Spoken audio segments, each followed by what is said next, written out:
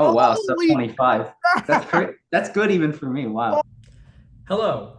Welcome to the first episode of a show called The Rest of the Best. In this show, I'm going to be speaking to people who are the best in their field in lesser known, more esoteric games and events. The purpose of the show will be to examine human excellence from an angle that it is not normally looked for. In our first episode, I'm going to be speaking with Eric ICX, the World Tetris Champion.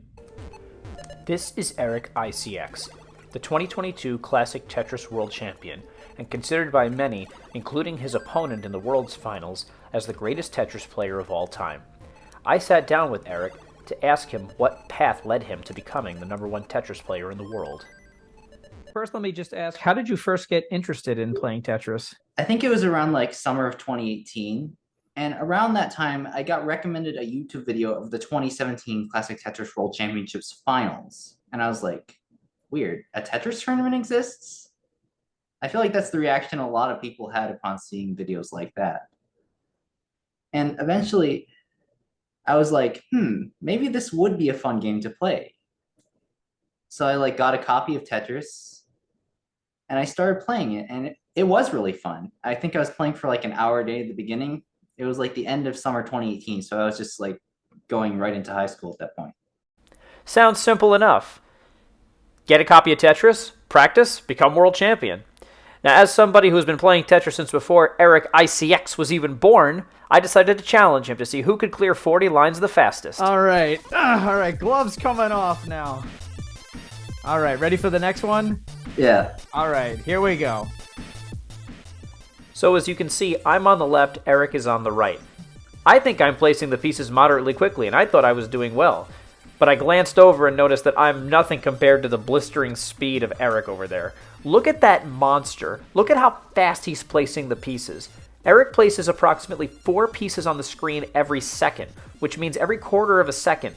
He's figuring out where the piece needs to go, rotating it so it needs to fit in, and then sliding it in nicely. It's unreal to watch. Oh, man! Holy crap! Amazed by Eric's performance and disappointed with my own, I decided to challenge him again. Needless to say, I got wrecked.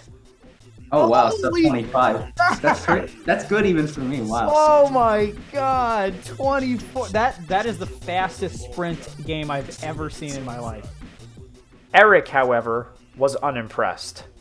Well, the world record's 14 seconds, so If I wanted to become Tetris World Champion, what's the process for getting to the World Championship? How does that work? when it comes to the world championships, before you even think of going, if you're in it to win it, then you've got to practice for 3 years, 4 years before that, maybe a bit less. But if you're ready, then basically what you got to do, you got to fly to Portland just around October, like mid-October. The tournament's held at the Portland Retro Gaming Expo, which I believe is October 13th to 15th this year, that weekend. And then once you go there, you sign up, you pay the qualifying fee, and then you get a chance to qualify.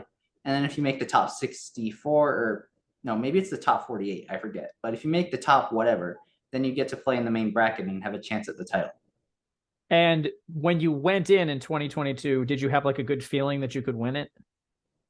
Honestly, I wasn't sure. I was hoping to just get top 8 at the beginning. Mm-hmm. But then once you were like, oh, I'm in top 8. Oh, wait, I'm in top 4. Oh, wait, I've made it to the finals. Yep. Yeah, that's kind of how it went.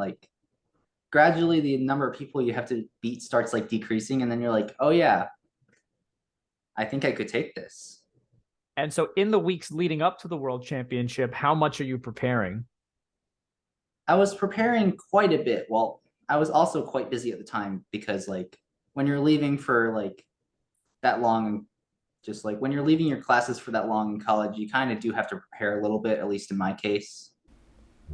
While Eric remains an extremely competitive player, he struck me as an incredibly kind and thoughtful young man, and made it very clear to me why he still loves playing this game so much.